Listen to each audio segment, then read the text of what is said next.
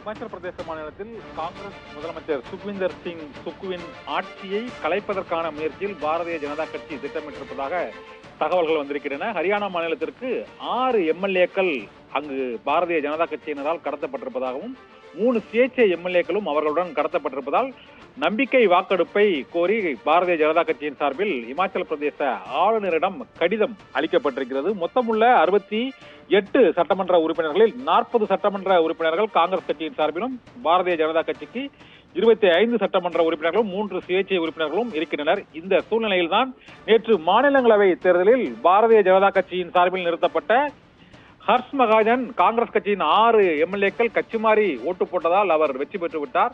இதனால் 6 சட்டமன்ற உறுப்பினர்களின் ஆதரவை காங்கிரஸ் இழந்து நிற்பதால் அறுதி பெரும்பான்மைக்கு தேவையான 35 எம்எல்ஏக்களை அவர்கள் இழக்கிறார்கள். 34 சட்டமன்ற உறுப்பினர்கள் தான் தற்போது காங்கிரஸ் அரசுக்கு ஆதரவாக இருக்கிறார்கள். இந்த சூழ்நிலையில் தான் இன்று இமாச்சல பிரதேச சட்டப்பேரவையில் 15 பாரதிய ஜனதா கட்சியின் எம்எல்ஏக்களை சஸ்பெண்ட் செய்திருப்பதாக காங்கிரஸ் சபாநாயகர், அந்த கட்சி அங்கு இமாச்சல பிரதேச சட்டமன்ற பேரவையின் சபாநாயகர் அறிவித்திருக்கிறார்.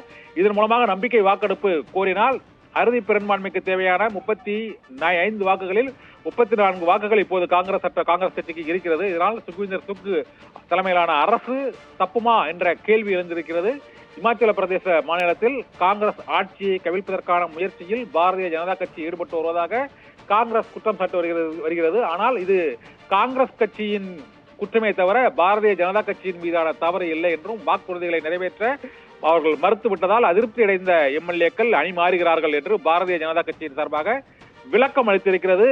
நாட்டில் காங்கிரஸ் ஆளும் 3வது மாநிலமாக திகழும் கர்நாடகா, தெலுங்கானா தவிர இமாச்சல பிரதேச மாநிலத்தில் காங்கிரஸ் ஆட்சி பொறுப்பில் இருக்கிறது. இப்போது அங்கு ஆட்சிக்கு சிக்கல் ஏற்பட்டிருக்கிறது.